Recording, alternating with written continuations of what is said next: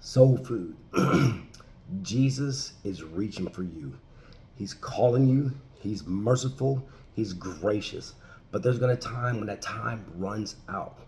I remember it was probably about 1998 or 1999, and I was playing. I was going back and forth. I thought I was smart and everything like that. But the reason why I say that is because I was living a life of sin while at the same time thinking I was going to be saved. Because I thought, well, hey, if I watch for this sign in the Bible and watch for that sign in the Bible, then I'll repent about that time and start living for God. But no man knows the day or the hour that the Lord's going to return, nor the time of their death. Nobody knows that.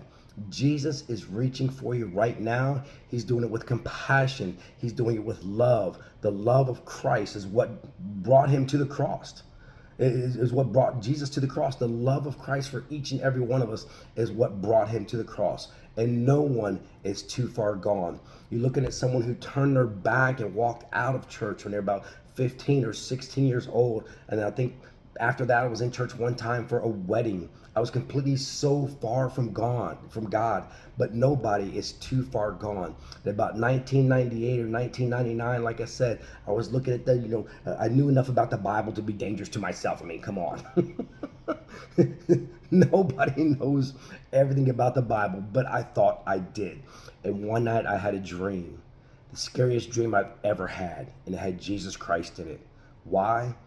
Because wherever I was, I don't know where I was, but I heard the sound of a trumpet in my dream. And I tried to spit out, Jesus save me.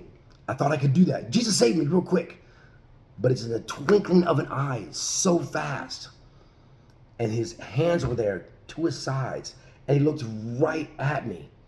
And with compassion and sadness, I can still remember the sheer sadness when he said, it's too late. At that time, it was too late.